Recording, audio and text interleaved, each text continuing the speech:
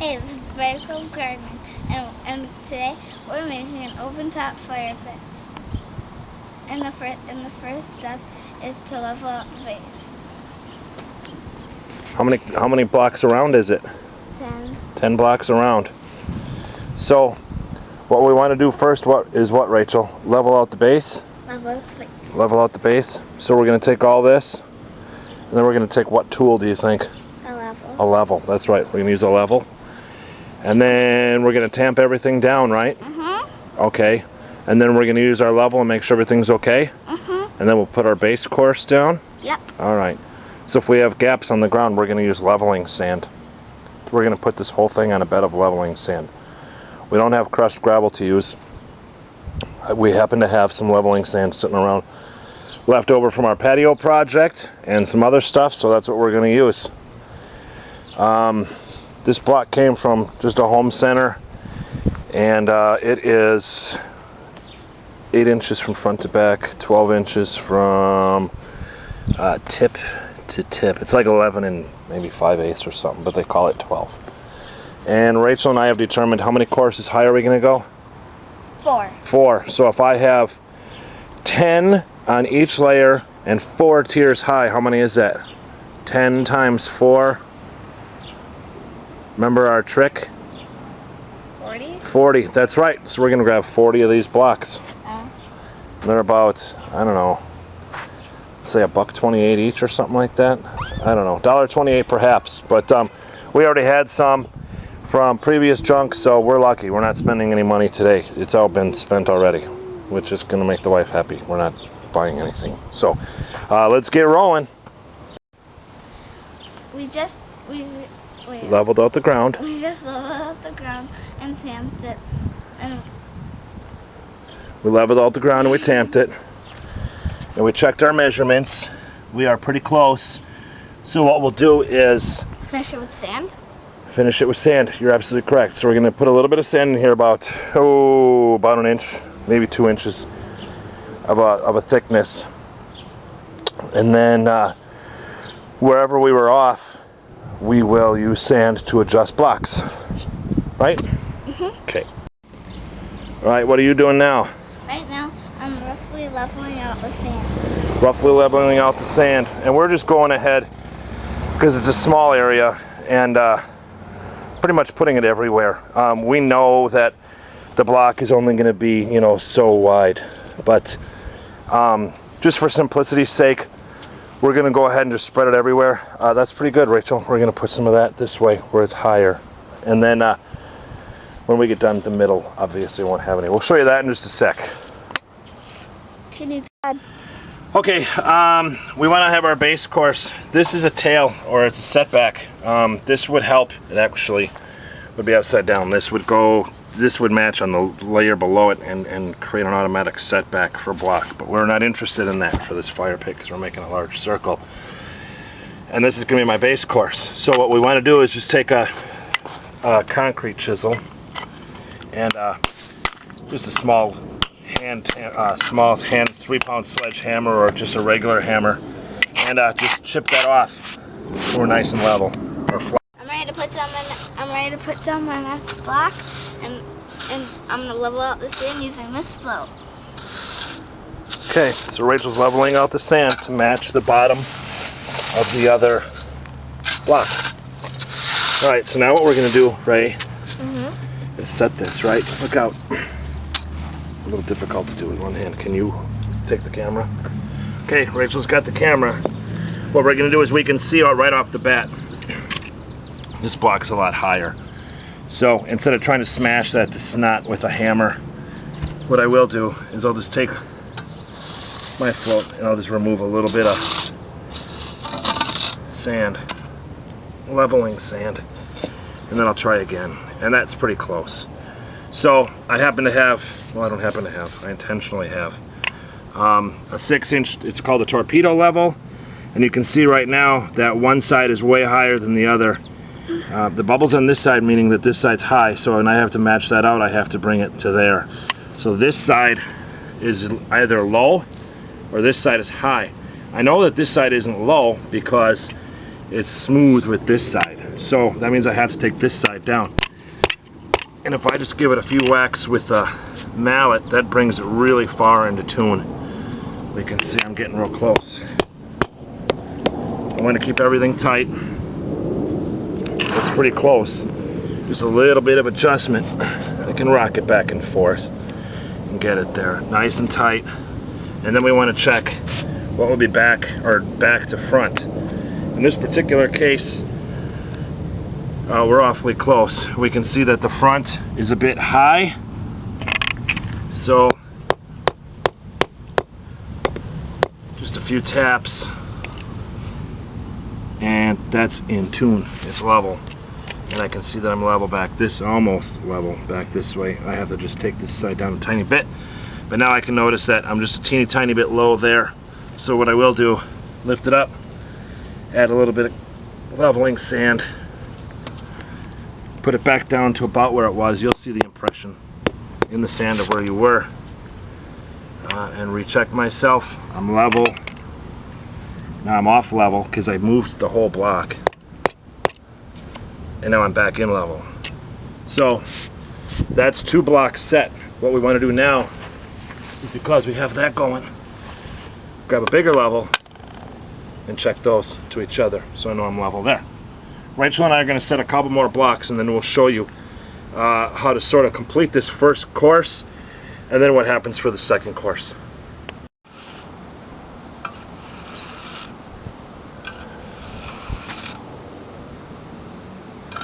Just about halfway home.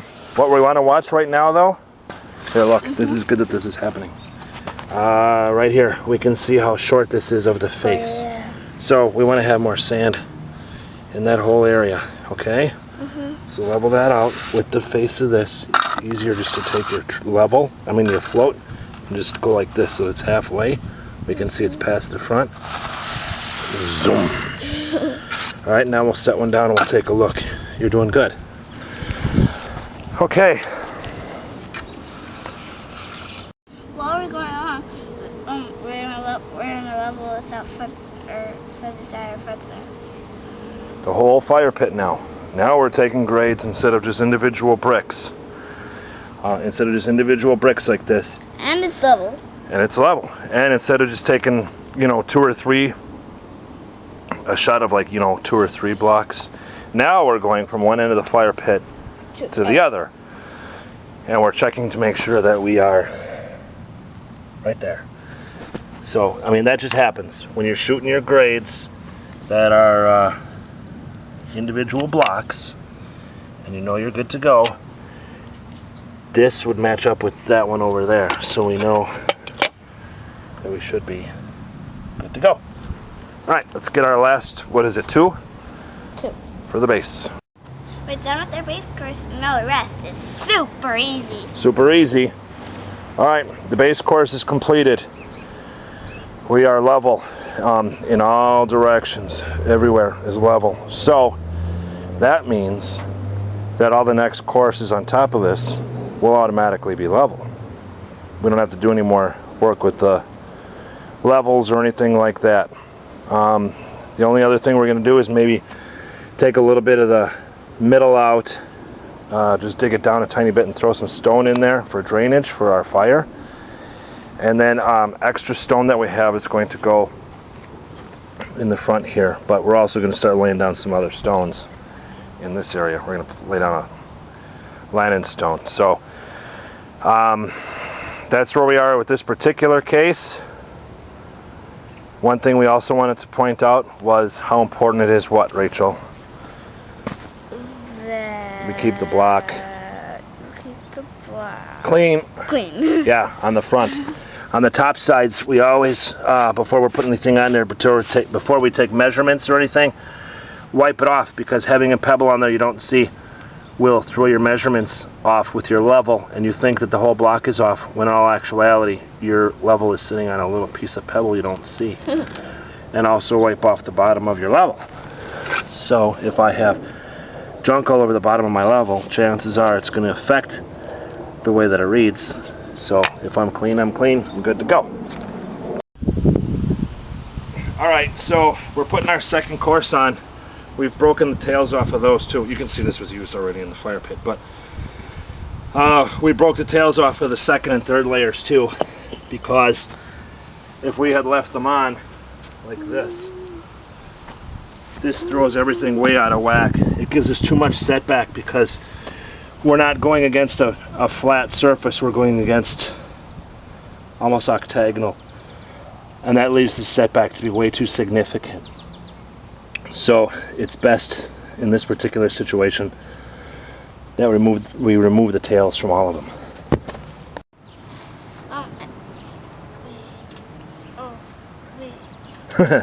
Go ahead and say it, it's okay.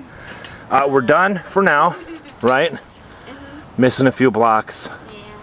We got to get a couple more. We fell about, what is it, 10 on a layer, 6 short. These were sitting around the house. So, did you have a good time with this project? Oh yeah. Yeah, did you learn a little something? Mm-hmm. Okay. And then in the very near future, what we're going to do is get a piece of, I'll show you. Hop out of there, princess. I happen to have this for another project. This is refabricated metal, but we're going to get a piece for here. We'll put it across our fire pit, and then we can use that for open fire cooking. Just one more way of doing cool stuff. For cooking wieners. Cooking wieners. Sticks. All right. And then the next project now is a continuation of this fire pit. It's going to be to put large pieces of stone into here. So we'll show you that in just a minute. Now we're getting ready to put in some flagstone as an approach to our fire pit. Yep, getting ready for our fire pit. We're going to line from the fire pit to the patio. There's going to be flagstone in here. That way we can put Dutch ovens and stuff onto the Lannon stone and use that as an extension of our fire pit for cooking and so forth. Cooking, campfire cooking. What we did was we haven't gone down the thickness from our patio or anything. I really wish I could have gotten this wood out of here, but we haven't gone down the thickness of Lannon stone from the top of our patio down, because we're going to lay individual pieces, and by laying individual pieces I don't want to have to dig out this entire area to the depth, because they're all going to be irregular sizes anyway, or irregular thicknesses. So we're going to do them all individually. We'll lay down a piece of flagstone, and then we'll kind of shoot grades on it, measurements, and we'll see what happens. But we're going to do them all individually. Right now we are installing our flagstone. And using sand to level it out and to make it from rocking.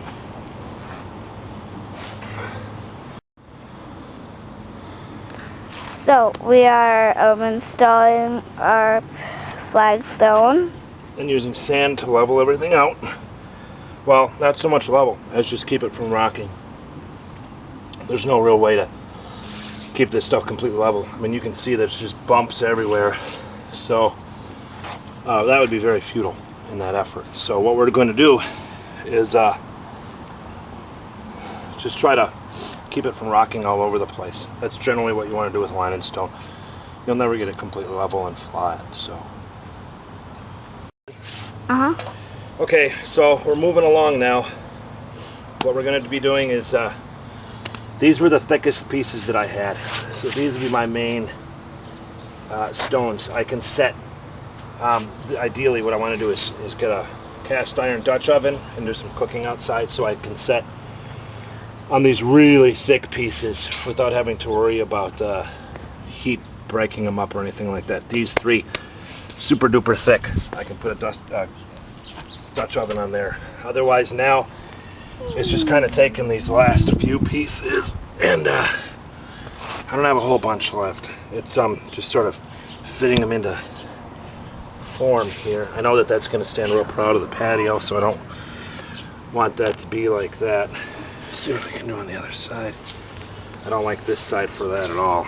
So let's see what it does like this. Still real high, so you can see I'm gonna have to dig out a little bit. That's the problem with this stuff, is it's big, it's heavy, it's awkward. definitely not an exact science on that. So we'll take some of that down.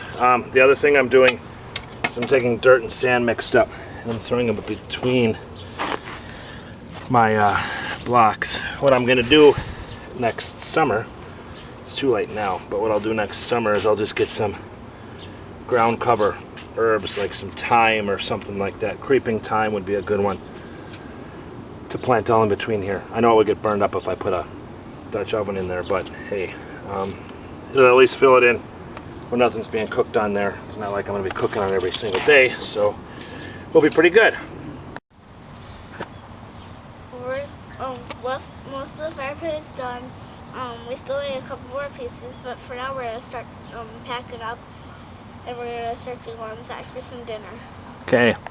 Because when we're outside this long and we're working on a fire pit, then we get really hungry. Get hungry.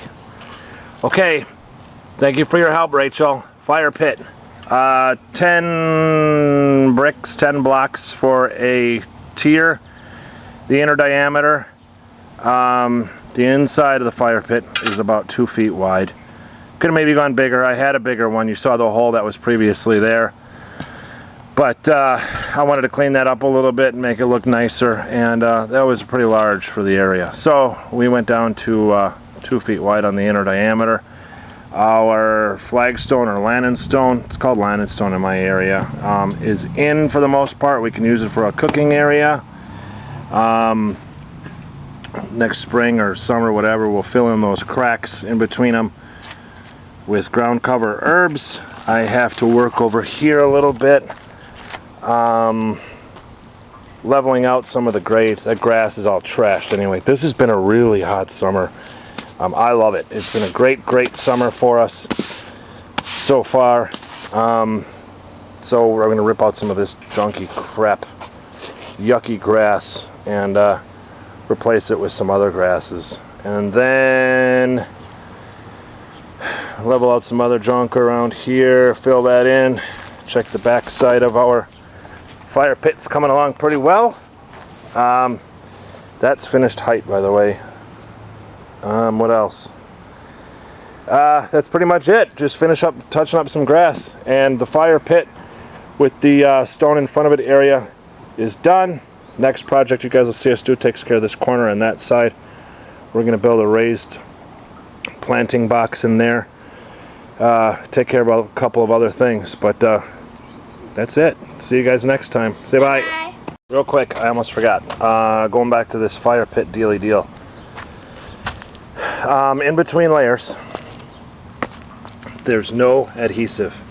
So in other words, I'm not putting landscape glue or anything else like that on this layer to stick to the bottom of that. I'm not doing that because it is a fire pit and I don't want all those noxious fumes or gases and anything like that escaping. One other thing I'm not going to be doing for this particular fire pit is putting a cap on top of it. I'm going to leave it just like this exposed block. That looks perfectly good to me. There is decorative cap that you can use. That would involve I'd have to do some cutting, a lot of cutting, and even when I got it cut, I'd have to glue it on, and I'm not going to use glue because it's a fire pit and I don't want noxious fumes and gases. So no cap, it's just going to stay like this. For now I'm going to check it and see. Maybe I will put one more layer onto this, one more layer high, because I might put a little screen in the bottom for more air to kind of get into everything, because I don't have gaps in the. Basically what you could do for better air circulation is leave a little gap in between some of the blocks. I'm not going to do that because I don't like how that looks, but that would certainly help it to aerate more. We'll see. You know, it's like everything else that I'm working on or that you guys might be working on or whatever.